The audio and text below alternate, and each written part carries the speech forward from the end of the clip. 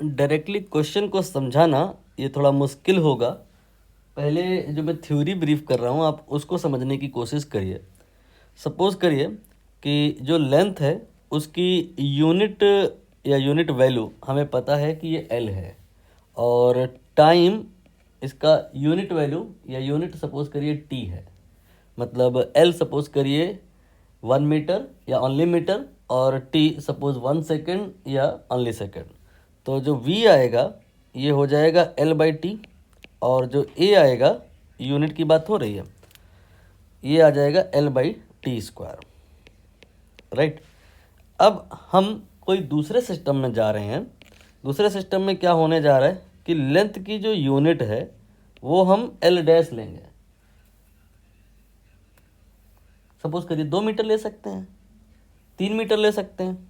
मतलब ये जो एल डैश है एक्स मल्टीप्लाइड बाई एल, कोई फैक्टर है उससे यूनिट जो है ना मल्टीप्लाई हो गई है तो नई वाली आ गई है।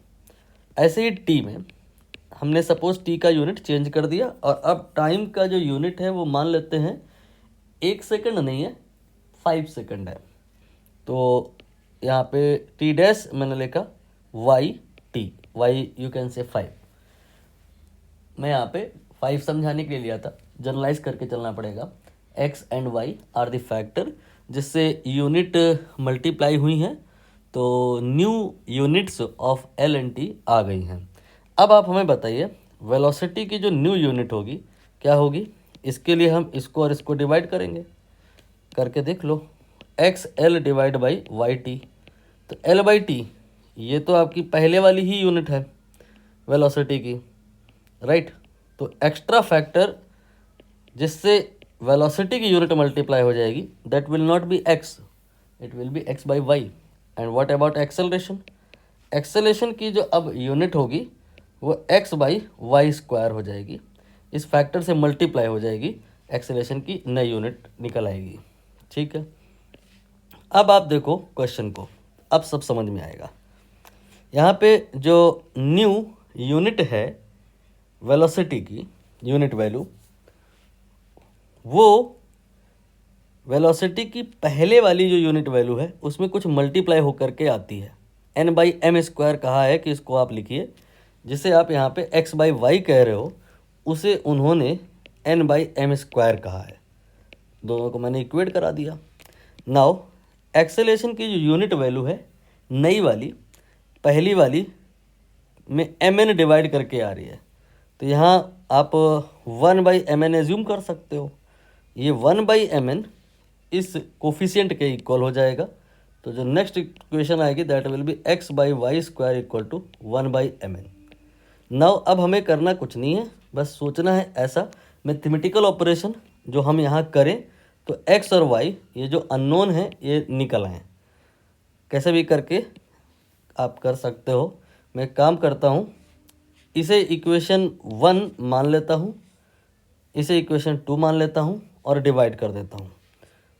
तो एक्स बाई वाई एंड इसमें डिवाइड किया मैंने एक्स बाई वाई स्क्वायर, तो ये आ जाएगा एन बाई एम स्क्वायर, और इसमें डिवाइड हो जाएगा 1/mn। नौ रेसिप्रोकल करके मल्टीप्लाई कर दीजिए, वाई स्क्वायर बाई एक्स ये हो जाएगा N by M square and then M N. यहाँ x कैंसिल हो जाएगा, y की जो वैल्यू आएगी n तो स्क्वायर हो जाएगा और m पूरा कैंसिल नहीं होगा, एक अभी भी रह जाएगा। ये जो y निकाला है ना आपने, ये t डैश निकालने के लिए आपने मल्टीप्लाई किया था। तो आप यहाँ पे t डैश या t2 जो भी कहना चाहें बोलेंगे कि कैसे आएगा, जब आप t1 में मल्टीप्लाई कर देंगे किससे, एन स्क्वायर बाई एम से। देख लो कहीं इतने से ही आंसर तो नहीं आ गया है। t1 में N square by M multiply हो रहा है तो आपका t2 आ जा रहा है। ऐसा और किसी ऑप्शन में तो है नहीं, यहाँ पे जस्ट अपोजिट हो गया है। यहाँ पे थोड़ा सा गलत प्रिंटिंग एरर है, आप यहाँ पे इस पार्ट को डिलीट कर दो। मीनिंग ये है कि t2 में n की power 4 divide by m2 multiply किया है तो t1 आया है। हमने जो निकाला है वो N4M2 नहीं है, वो N2M है। N2M T1 में ए ऑप्शन में मल्टीप्लाई हो रहा है, तो यही सही है। बाकी आप चाहो तो क्या कहते हैं कि दूसरा, ये तो y निकाले हो ना, x भी निकाल सकते हो।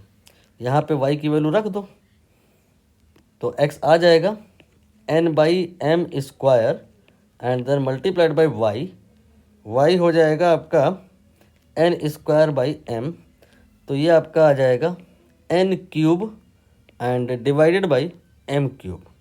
चेक कर लीजिए, यहाँ पे ऐसा ही दिया हुआ है। क्वेश्चन इतना आसान था नहीं जितना लग गया होगा, हवा नहीं लगती है इस क्वेश्चन को, इसलिए ऐसे ही करें जैसे मैं करा रहा हूँ।